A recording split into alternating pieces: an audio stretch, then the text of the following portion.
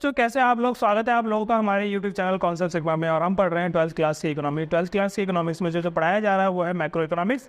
और macro economics में जो चैप्टर पढ़ रहे हैं वो है बैंकिंग। बैंकिंग जो चैप्टर है उसकी आखिरी क्लास है, यानी आज जो पढ़ाया जाएगा उसके बाद बैंकिंग वाला टॉपिक खत्म हो जाएगा।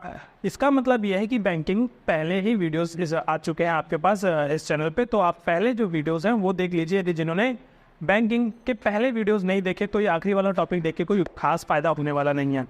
फिर भी चलिए, तो आज जो मैं पढ़ाने वाला हूँ आपको क्वालिटेटिव इंस्ट्रूमेंट। क्वालिटेटिव इंस्ट्रूमेंट होता क्या है, उससे पहले मैं आपको बता दूं कि क्या क्या मैंने पढ़ाया है इस चैप्टर में, क्योंकि थोड़ा बहुत तो ओवरव्यू लेना ज़रूरी है, जो पहली बार देख रहे हैं उनके लिए भी और जो देख चुके हैं पहले उनके लिए भी।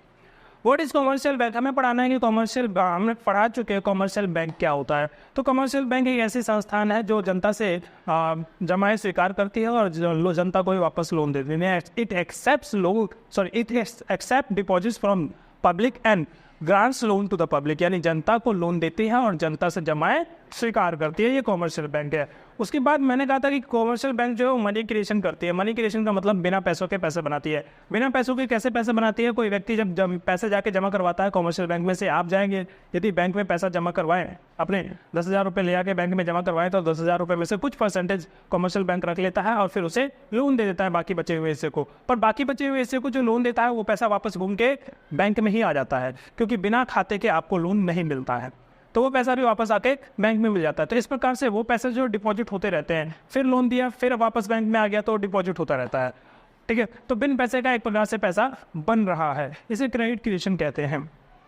उसके बाद मैंने आपको बताया था कि क्रेडिट मल्टीप्लायर किसे कहते हैं, वो CRR किसे कहते हैं। CRR एक फिक्स परसेंटेज ऑफ अमाउंट जो है वो तय कर दिया गया है, किसके द्वारा, RBI के द्वारा। RBI तय कर देता है कि इतना परसेंट टोटल डिपॉजिट का रखा जाना है RBI के पास। तो RBI के पास फुल डिपॉजिट का जितना परसेंट रखा जाना है हर कॉमर्शियल बैंक द्वारा, उसे कहा जाता है CRR, कैश रिजर्व रेशियो। उसके बाद क्रेडिट मल्टीप्लायर। क्रेडिट मल्टीप्लायर जो होता है CRR का रेसिप्रोकल होता है, यानी CRR जितना कम होगा उतना ज़्यादा आप क्रेडिट क्रिएशन कर पाएंगे, और CRR जितना ज़्यादा होगा उतना कम आप क्रेडिट क्रिएशन कर पाएंगे। ठीक है, तो क्रेडिट क्रिएशन जो होता है वो रेसिप्रोकल होता है CRR का। 1/CRR जो होता है वो क्रेडिट क्रिएशन, क्रेडिट मल्टीप्लायर कहलाएगा। उसके बाद मैं बता रहा हूँ, फिर मैंने बताया आपको सेंट्रल बैंक किसे कहते हैं। तो हर देश का जो एपेक्स बैंकिंग सिस्टम होता है, मतलब बैंकिंग सिस्टम में सबसे बड़ा बैंक जो होता है, जो सारे बैंकिंग सिस्टम को कंट्रोल करता है, उसे किसी भी देश का सेंट्रल बैंक कहते हैं। भारत में जो सेंट्रल बैंक है वो रिजर्व बैंक ऑफ इंडिया के नाम से जाना जाता है।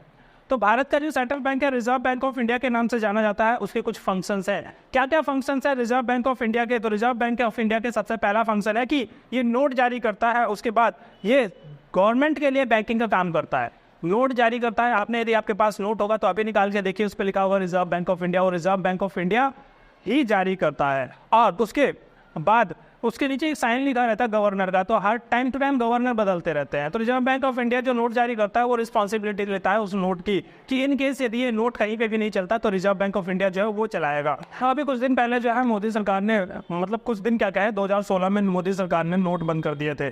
तो नोट जो बंद कर दिए थे तो RBI ने कहा था कोई नहीं, ये नोट यदि बंद कर दिए तो वो नोट जो है वो हम लेंगे, आप हमें वो नोट वापस कीजिए। तो हमारे मतलब जितने भी लोग थे जिनके पास वो नोट थे, 2 नोट थे, 500 वाले और 1000 वाले। अभी फिलहाल रिसेंटली तो 2000 वाले भी बंद कर दिए गए हैं। तो 2000 वाले नोट भी अब RBI जो है वो लेने को तैयार है। यानी RBI कहता है कि ये नोट जो है वो आप हमें दीजिए। तो आप RBI जाके जमा नहीं करवाते, आप कहाँ जाके किसी भी कॉमर्शियल बैंक में जाके जमा करवाते हो। कॉमर्शियल वाला बैंक जो है वो जाके जमा करवाएगा किसको? RBI को। यानी RBI ने जिम्मेदारी ली है कि यदि नोट नहीं चलेगा तो हम बैठे हैं।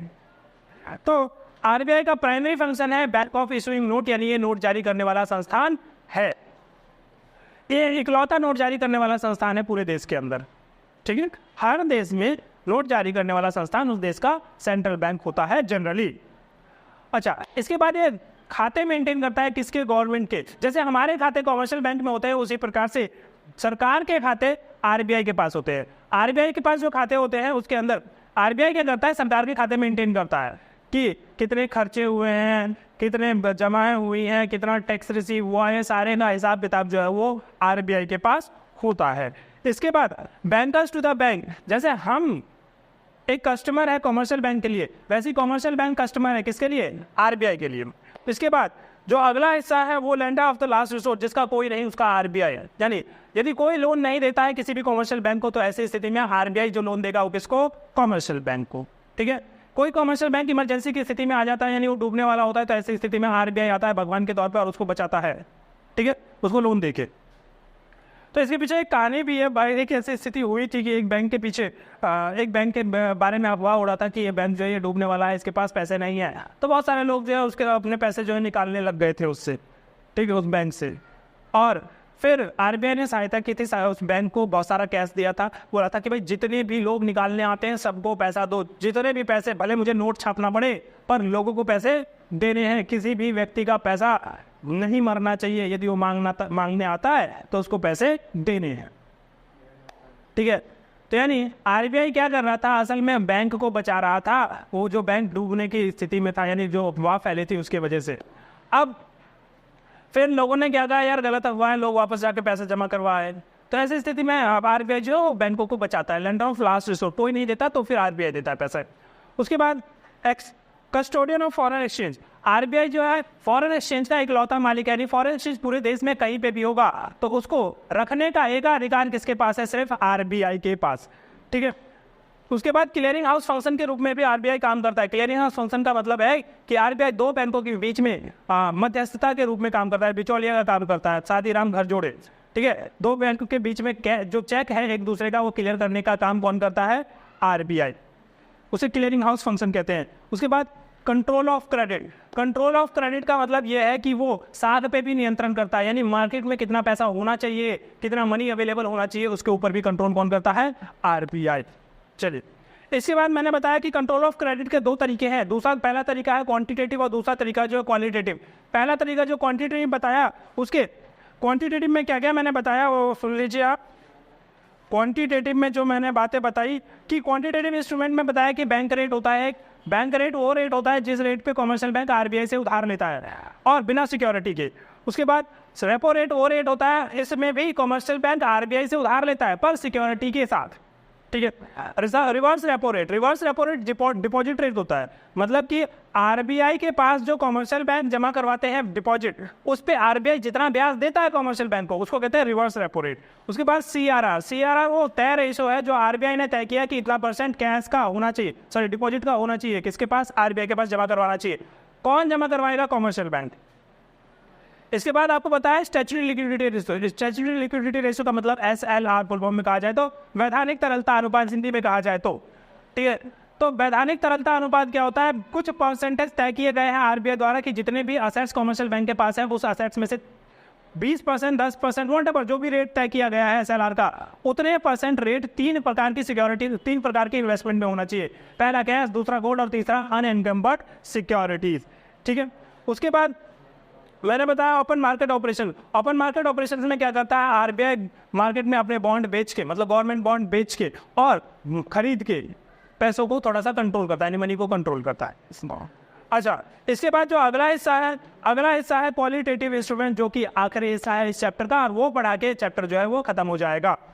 चलिए, तो क्वालिटेटिव इंस्ट्रूमेंट क्या कहता है? Qualitative instrument those instrument of credit control, वो इंस्ट्रूमेंट जो क्रेडिट कंट्रोल करता है, which focus on select sectors of the economy, यानी इकोनॉमी के सेक्टर सेलेक्ट करने में ज़्यादा फोकस किया जाता है। उन सारे इंस्ट्रूमेंट्स को क्या कहा जाएगा? वो कहा जाएगा क्वालिटेटिव इंस्ट्रूमेंट। इसमें जो परसेंटेज वगैरह जो है वो मुख्य रूप से तय नहीं किए जाते हैं। ठीक है, कोई रेट नहीं होता, कोई रेशो नहीं होता, इसमें रेट और रेशोज इसमें नहीं होते। इनको क्या कहा जाता है? क्वालिटेटिव इंस्ट्रूमेंट, क्वालिटीज होती हैं बस। सबसे पहले बात करते हैं मार्जिनल रिक्वायरमेंट की। मार्जिनल रिक्वायरमेंट का क्या मतलब है? सीमांत आवश्यकता। अब देखिए, सुनिए मेरी बात। यदि आप लोन लेने जाओगे, मैं जाऊँ बैंक में, बैंक से कहूँ कि भाई मुझे लोन दे दो, लोन दे देगा बैंक? बैंक से कहूँ कि मैं जाऊँ बैंक में, ये बगल वाला बैंक अपना बैंक ऑफ इंडिया, इसमें जाया जाए और कहा जाए कि भाई बैंक ऑफ इंडिया मेरे को लोन दे दो 5 करोड़ रुपए का, दे देगा? नहीं, भगा देगा, मारेगा तो नहीं? हाँ, तो ठीक है, तो मैं जाऊंगा और उनसे कहूंगा कि मुझे लोन दे दिया है, तो नहीं देगा। कारण ये बोले किस वजह पे लोन दे दूं, क्यों दे दूं, किस लिए मुंह उठा के लोन मांगने आ जाते हो तुम लोग? है लोन पे रीपे करने की ताकत है तुम्हारे अंदर जो लोन मांगने आए हो। ठीक है, तो लोन रीपे करने की ताकत किसके पास है? जिसके पास पहले से प्रॉपर्टीज है वो लोन रीपे करने की ताकत रखता है। ठीक है, तो जनरली प्रॉपर्टी सिक्योरिटी जमानत के रूप में उसके पास रखे जाते हैं, गिरवी के तौर पे उसके पास रखे जाते हैं। घर के कागज रख दो, सोना रख दो, या कोई और चीज़ें रख दो उनके पास गिरवी, तो आपको लोन आसानी से मिल जाएगा। पर एक बात बता दूं कि जितने का प्रॉपर्टी होगा उतना लोन नहीं मिलेगा। यानी मेरा घर यदि 1 करोड़ रुपए का, उस 1 करोड़ रुपए के घर को मैं जमानत के तौर पर रखूं तो 1 करोड़ का लोन नहीं मिलेगा। ठीक है, तो 1 करोड़ का लोन नहीं मिलेगा तो कितने का मिलेगा? 1 करोड़ से कम का लोन मिलेगा आपको। 1 करोड़ से कितना कम का लोन मिलेगा? 1 करोड़ से जितना कम का लोन मिलेगा वो तय कौन करेगा? आरबीआई। आरबीआई ने तय कर दिया है कि भाई सुन लो बात मेरी, इधर ध्यान दो लो। आरबीआई ने तय कर दिया कि 20% की मार्जिन रिक्वायरमेंट होनी चाहिए। तो 1 करोड़ का लोन आपको 1 करोड़ की प्रॉपर्टी दोगे तो उसमें से 20% काट लिया जाएगा, यानी 20% लोन आपको नहीं मिलेगा। यानी लोन सिर्फ कितना मिलेगा? 1 करोड़ की सिक्योरिटी पे आपको लोन कितना मिलेगा? 80 लाख। ठीक है, 80 लाख का लोन मिलेगा। तो 20 लाख क्यों काट लिए गए? जो 20 लाख काटा गया उसी को कहा जाता है मार्जिन रिक्वायरमेंट। ठीक है, अब ये मार्जिन रिक्वायरमेंट आरबीआई के पास ताकत है कि इसे बढ़ा भी सकता है, इसे घटा भी सकता है। आरबीआई यदि मार्जिन रिक्वायरमेंट बढ़ा देगा तो लोन कम मिलेगा, और यदि आरबीआई मार्जिन रिक्वायरमेंट घटा देगा तो लोन ज्यादा मिलेगा। सीधी सी बात। तो जनता को लोन जो है वो मार्जिन रिक्वायरमेंट पे भी डिपेंड करता है कि कितना मिलेगा। तो जनता के पास ज़्यादा पैसा जाएगा यदि मार्जिन रिक्वायरमेंट कम होगा, और जनता के पास कम पैसा जाएगा यदि मार्जिन रिक्वायरमेंट ज़्यादा होगा। तो यही बात मैंने लिखी है कि मार्जिन रिक्वायरमेंट यदि बढ़ा दिया जाए तो मनी सप्लाई गिर जाएगी, डिक्रीज इन मनी सप्लाई। और उसके बाद मार्जिन रिक्वायरमेंट यदि घटा दिया जाए तो इंक्रीज इन मनी सप्लाई बढ़ जाएगा। ठीक है, जनता के पास पैसा जाने से मतलब है जनता के पास ज़्यादा पैसा जाएगा तो मनी सप्लाई बढ़ जाएगा, जनता के पास कम पैसा जाएगा तो मनी सप्लाई घट जाएगा। ठीक है, चलिए उसके बाद हमारे पास rationing of credit. Rationing of credit का क्या मतलब होता है? राशन पता है किसे कहते हैं? राशन आप जाते हैं ना 1 तारीख को प्रति महीने अपना बोरा लेके, कट्टा वट्टा लेके, ठीक है, सरकार के फ्री वाला राशन लेने के लिए। ठीक है, तो कुछ लोग तो उससे भी जाते हैं मोटरसाइकिल से, कुछ लोग कार से भी जाते हैं राशन लेने के लिए। इतने गरीब है हमारे देश के अंदर, सोचो। ठीक है, तो बाइक और कार से भी हमारे देश के अंदर राशन लेने जाते हैं लोग। इतनी ज़्यादा गरीबी है हमारे देश में। राशन का मतलब क्या होता है? राशन का मतलब कि तय कर रखा है गवर्नमेंट ने कि भाई इतना इस प्रकार के लोगों को मिलेगा, इतना इस प्रकार के लोगों को मिलेगा, इतना इस प्रकार के लोगों को मिलेगा। लाल कार्ड वालों को इतना % इतना किलो अनाज मिलेगा, पीला कार्ड वाले को इतना किलो अनाज मिलेगा, नीला कार्ड वाले को इतना किलो अनाज मिलेगा, काला कार्ड वाले को इतना किलो। भाई तय कर रखा है उसने। ठीक है, पता नहीं इतने प्रकार के कार्ड है या नहीं है, पर तय कर रखा है। ठीक है, तो ये 3 या 4 प्रकार के कार्ड तय कर रखे हैं, यानी लोगों को कैटेगरी में बांट रखा है। भाई तुमको इतना ही मिलेगा, तुमको इतना ही मिलेगा, तुमको इतना ही मिलेगा, तुमको इतना ही मिलेगा। ठीक है, तो ये जो है इसे कहा जाता है राशनिंग, यानी बंटवारा कर देना, कोटा तय करना है, राशनिंग कहलाता है। ठीक है, तो कोटा तय करना है, राशनिंग होता है। तो जब लोन के लिए भी पैसे जो है आरबीआई के पास रखे हुए या कॉमर्शियल बैंक के पास जो लोन के लिए पैसे रखे हुए हैं, वो उनके भी कोटे तय कर दिए जाते हैं कि भाई हमारे पास यदि 1 लाख करोड़ रुपए पड़े हुए हैं, उसको मुझे लोन देना है, तो कोटा तय कर दिया गया कि इसका ना इतने % आप दोगे एजुकेशन के सेक्टर में, इतने % दोगे आप बिजनेस के सेक्टर में, और बिजनेस में भी इतने % दोगे आप सर्विसेज के सेक्टर में, इतने % दोगे आप प्रोफेशन के सेक्टर में, इतने % दोगे मैन्युफैक्चरिंग के सेक्टर में, इतने % दोगे क्या कहते हैं उसे अपना कॉटेज इंडस्ट्री वालों को, इतने % दोगे आप किसानों को, इतने % दोगे आप इसको। वो कोटा तय कर दिया जाता है, उसे कहते हैं क्रेडिट राशनिंग। ठीक है, तो जितने % तय किया गया है कि इतने % पैसा ही देना है उसको, तो किसानों को तो उतने % ही देना पड़ेगा, और वो राशनिंग कहलाती है। ठीक है, तो यदि राशनिंग ज़्यादा कर दी जाए, कोटे तय कर दिए जाए, तो फिर लोन कम मिलेगा ना इन्वेस्टमेंट के लिए। जहाँ ज़्यादा इन्वेस्टमेंट हो रहा है वहाँ भी लोन कम ही मिलेगा। ठीक है, कभी कभी ऐसा होता है ना कि कोटे खाली रह जाते हैं, तो वो कोटे खाली रह गए तो वो खाली रह गए, वहाँ उस कोटे में को लोन लेने नहीं आया तो पैसा पड़ा रहेगा वेस्ट, है ना।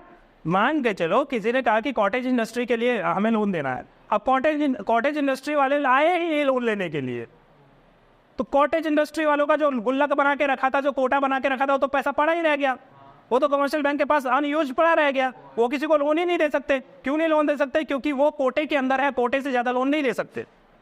वो वाला कोटा उसी को मिलेगा। अब सुनिए, SC ST Kota, OBC Kota सुना है आपने? SC ST OBC कोटा के अंतर्गत जो भी सीटें रिजर्व होती है वो उन्हीं व्यक्ति को मिलती है जो SC ST या OBC है।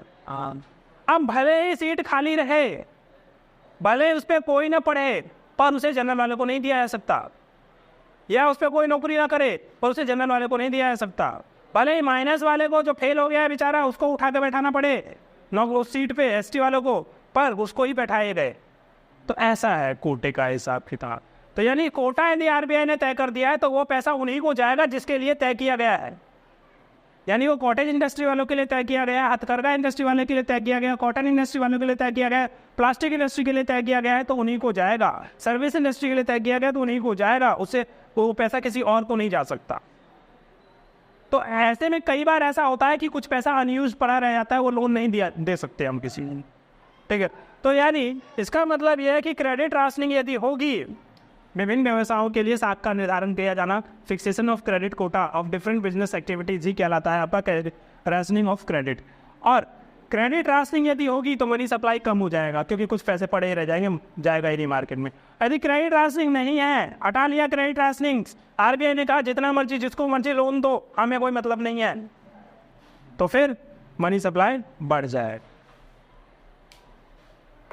उसके बाद आता है मोरल सुएशन। मोरल सुएशन का मतलब है नैतिक प्रभाव। RBI जो है सारे कमर्शियल बैंक का ठीक है, सारे कमर्शियल बैंक का पिताजी, शुद्ध हिंदी में कहा जाए सम्मान के साथ। तो ये जो सम्मान के साथ जो कहा जाए कि RBI सारे कमर्शियल बैंक का बाप है, तो क्या करेगा? अपने बच्चों पे कंट्रोल रखेगा, और जो बच्चा उसकी नहीं सुनेगा उसको घर से निकाल देगा। निकाल भाई, जो बच्चा उसकी नहीं सुनेगा उसको घर से निकाल देगा। तो ऐसा ही है, कमर्शियल बैंक जो RBI के पास शेड्यूल है, और यदि कोई RBI की बात नहीं मानता है तो उसे शेड्यूल से हटा देगा, शेड्यूल से बाहर, ठीक है। तो यही स्थिति है मोरल सुएशन, उसे कहते हैं नैतिक प्रभाव। अपने बड़े होने का फायदा उठाएगा RBI, कहेगा कि इसको लोन नहीं देना तो नहीं देना, ये वाला काम करना है तो करना है, ये वाली गाइडलाइंस फॉलो करनी है तो करनी है।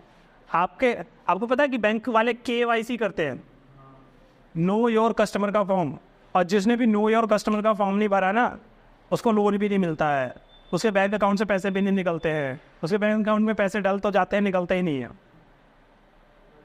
तो ये KYC किसने कहा है करवाने के लिए? RBI ने कहा है कि हर कस्टमर का KYC करवाओ हर साल,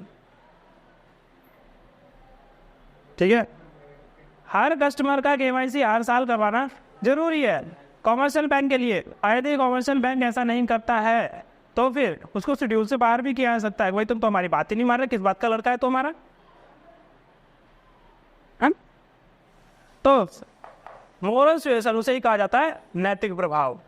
commercial bank are required to follow directions, उनको फॉलो करने, डायरेक्शंस फॉलो करने के लिए बाध्य है वो।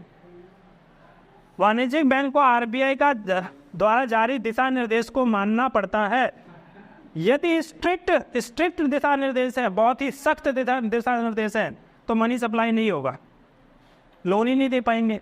इतने सारे गाइडलाइंस बना रखे हैं, तुमने ये फॉलो करो, ये फॉलो करो, ये कागज़ लाओ, यहाँ मुहर लगाओ, यहाँ साइन लगाओ, यहाँ आधार कार्ड लगाओ, यहाँ अंगूठा लगवाओ, नहीं होगा, फिर मनी सप्लाई रुक जाएगा। और यदि लिबरल रहा, थोड़ा आरामदायक पॉलिसी रहा, तो फिर इंक्रीज हो जाएगा, मनी सप्लाई बढ़ जाएगा, ठीक है। तो ये क्वालिटेटिव इंस्ट्रूमेंट जो है वो क्रेडिट कंट्रोल के या फिर मनी कंट्रोल के RBI अपनाता है। तो ये 3 प्रकार के क्वालिटेटिव इंस्ट्रूमेंट है। और उसके बाद मैंने उससे पहले जो मैंने आपको बताया था वो 6 प्रकार के आपको क्वांटिटेटिव इंस्ट्रूमेंट बताया था। लीजिए बैंकिंग वाला चैप्टर खत्म, ठीक है। तो आप लोगों को उम्मीद है कि समझ में आया होगा पूरा चैप्टर, और ये वीडियो तो पर्टिकुलरली समझ में आया ही होगा। जिनको ये वीडियो समझ में नहीं आया है, मुझे तो लगता है समझ में आया ही होगा, बट फिर भी आप पिछले वीडियो जरूर देखें बैंकिंग के, क्योंकि पूरा चैप्टर तभी क्लियर हो पाएगा सही से जब आपने पहले वीडियो देखे होंगे। ठीक है, चलिए वीडियो को लाइक कीजिए और चैनल को सब्सक्राइब कीजिए। धन्यवाद।